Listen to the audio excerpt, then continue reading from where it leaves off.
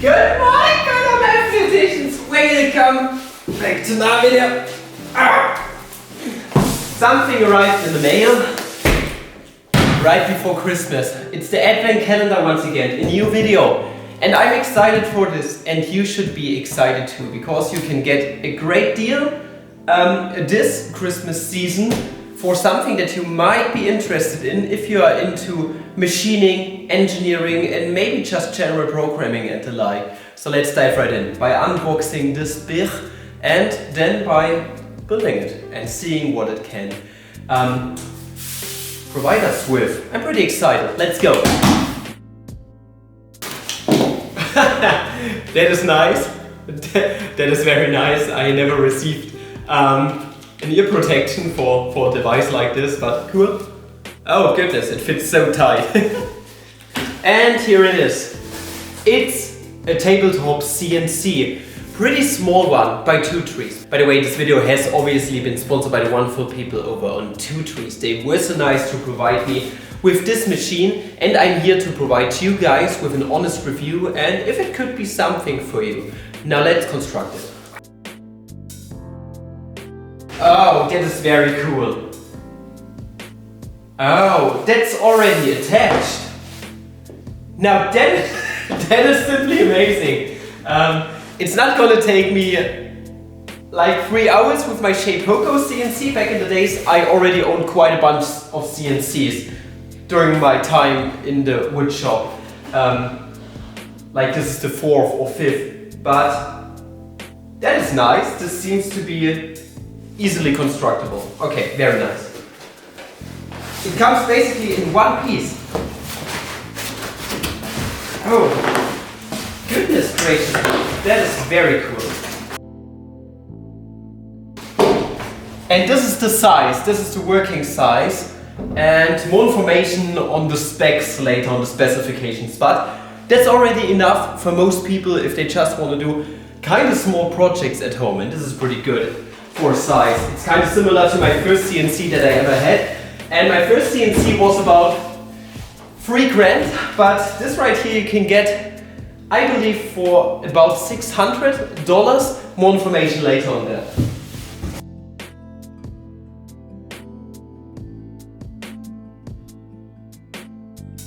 And that's basically all about it. The last thing to do is to wire everything up, which I'm going to do in my workshop, and to attach the spindle to the Z-axis.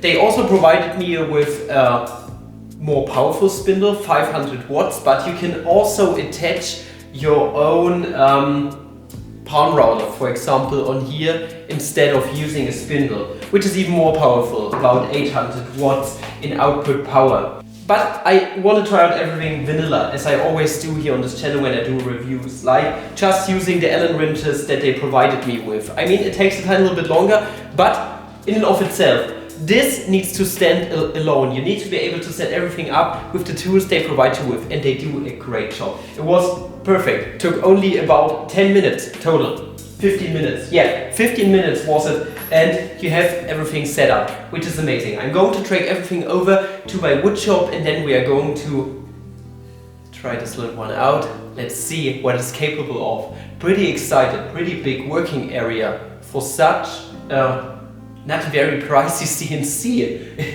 It's great, it's great. I'm gonna see how it performs. Really excited. Let's go. So I have now installed a 500 watt spindle. Once I arrived here at my workshop, it was very easy to do, just a bunch of minutes, but here's something that I'm running into. I started the machine and I immediately noticed that the wire connecting the power supply and also the spindle in and of itself is way too short. We have this intersection right here, which is the main problem. If I have it in this position, this cable, then if I were to home the machine, then my cable is gonna be in the way and I just can't home it. I would tear the cable apart, or it would get such a lot of tension that it would be unplugged. If I have it on the other side though, over here, then I can't run the machine totally backwards because it's in the way, obviously, because this part is connected to the front and this part is connected to the middle one. Another problem you might see is that this cable is too short to let the spindle head go over to the right hand side fully.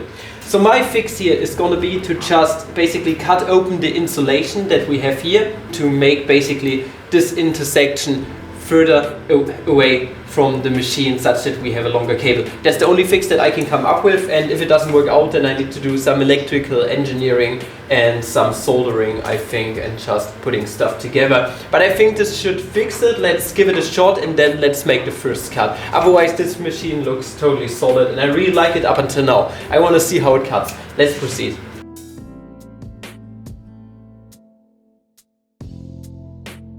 I mean, this is never going to happen ever, but the cable is now long enough, it works out, everything's still plugged in. Oh, here's another cable which causes me trouble. Those do not lock in properly. So there are a bunch of things that are a bit of a design flaw, I think, but I mean, for the price tag, it's to be expected that it's not 100% perfect. So, it's not a problem at all. You can fix it with some tape or the like, but you need to expect some things to not be totally perfect when you purchase a machine like this. But this is what review videos are for, such that they can improve on what they haven't done completely right. And with the next machines, it's hopefully going to be a better experience in some kind of way. But everything works out, the cable is long enough, I'm satisfied. Let's do some cutting.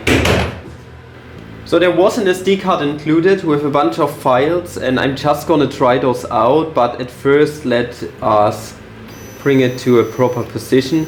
And this right here, no, this is the max speed of the machine when it comes to moving along the axis. I mean, it would have been nice if they would have added like a 100mm option, such that we can travel a longer distance with one button press, but it just is what it is. You can probably use something like easel to get it to the position that you would like easier by doing different controls using your PC. But I'm going to do everything just on this machine manual using the SD card and just the interface here, completely vanilla, and we're just going to see how it works out.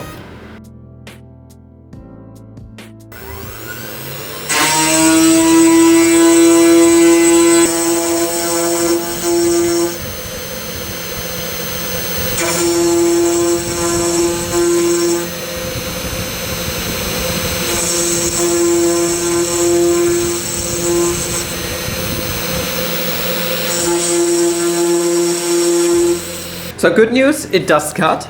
It does indeed. Bad news, I suppose this was an engraving, and obviously with a ball end mill that I'm using here and an upcut, it's not a good result, obviously, but I think it says TT something CNC.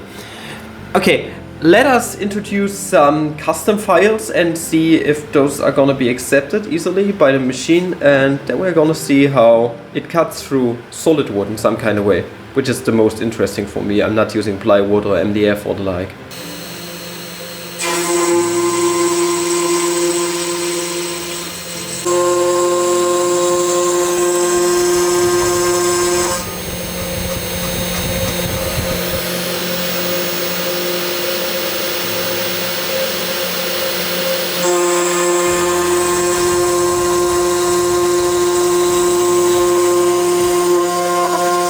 So the program is done and the cutting quality is pretty good. I mean, it did what it had to do. It's pretty nice. Doesn't matter how it prints right here. On the one hand it's plywood and on the other hand I'm using an upcut bit, so that's totally normal. I can just sand it down, but that was great. Yeah, that was good. Bit slow, but this is my fault. I could optimize the file a bit more and use a different cutter, which we are going to do now.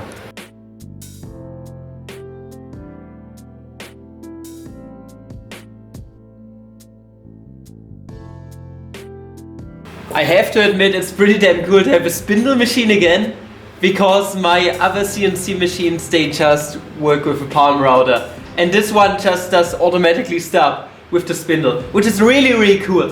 And the cut in and of itself is very good. There were no problems at all. This was really, really nice. And if you were wondering what those are just basically hold downs for the stock because those made from metal are not very good.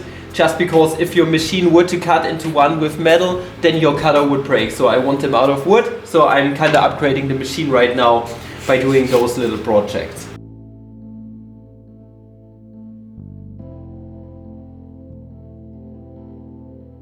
Alright, done. I'm gonna clean everything up with my sander, with my drum sander, and then we're gonna see. But other than that, it just looks how it's supposed to look. Looking pretty good for now. I did kind of a not good program in Fusion 360. I did a trace instead of an engrave because I was lazy. But this is not a fault of the machine. This is totally my fault if it turns out a bit fuzzy.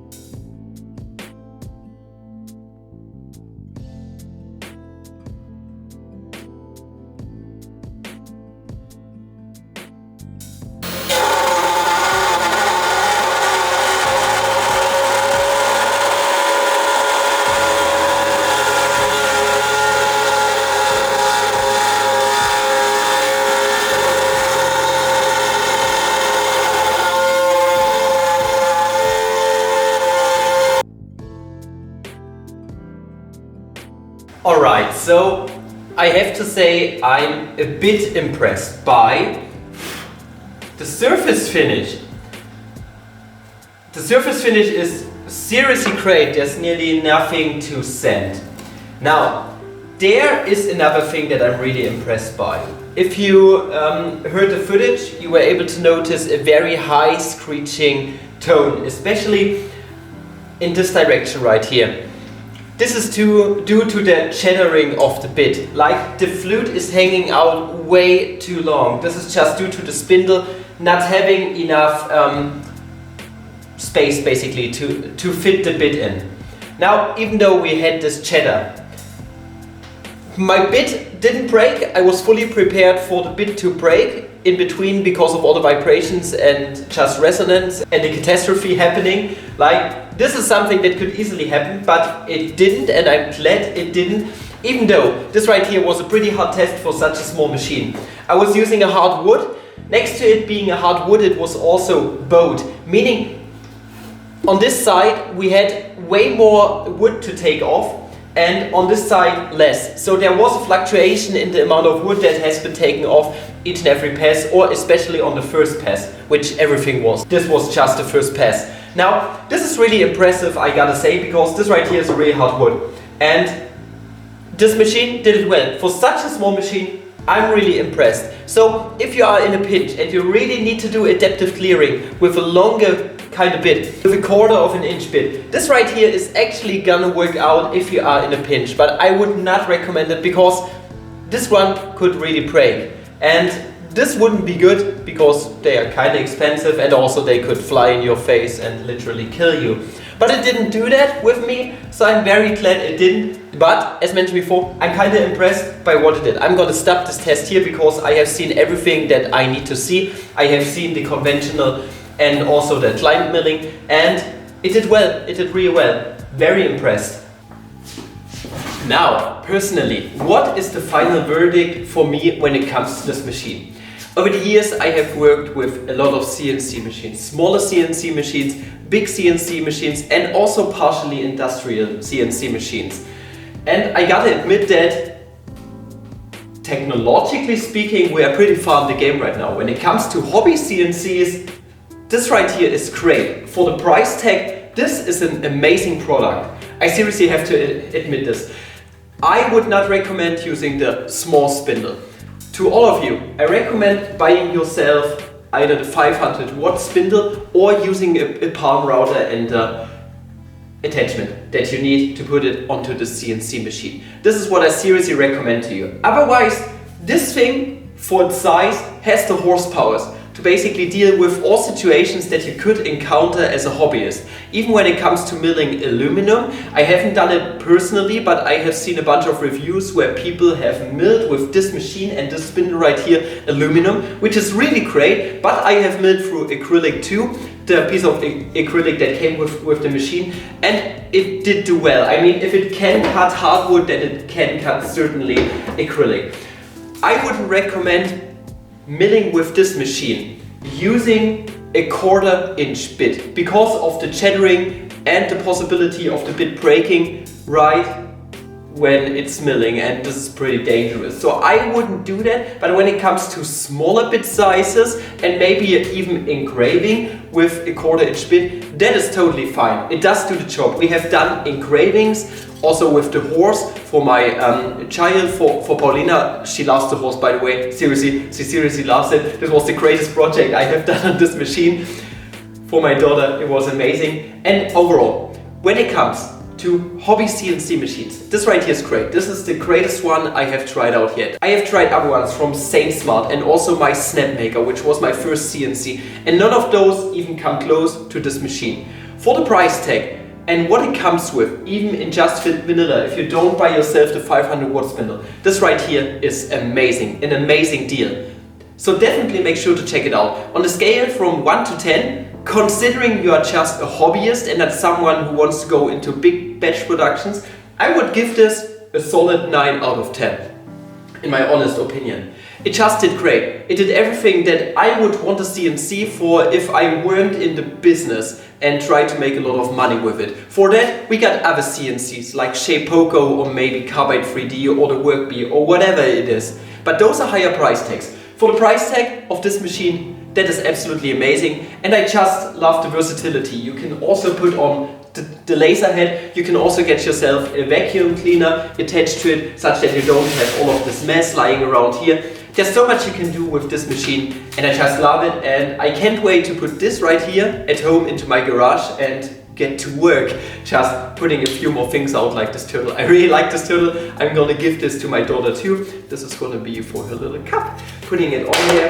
And I thank you guys for watching, and I hope you did enjoy what you have seen today. And if you did, definitely make sure to check out the link at the top of the description to get yourself this machine, or maybe even the lower grade, not the pro version, or maybe if you wanna be more than just a hobbyist, because you think you can outgrow this machine in no time at all, then definitely make sure to get yourself the 650 version. I think it's the name, and I hope this isn't the last time that I can work together with TwoTrees, because this machine is awesome and I really like it. It's very stylish, it was easy to assemble. Just overall the experience was great, hence a 9 out of 10, and I would recommend it to everyone who wants to get started in the CNC business. And up until next video, I'm wishing you guys a flammable day. See ya!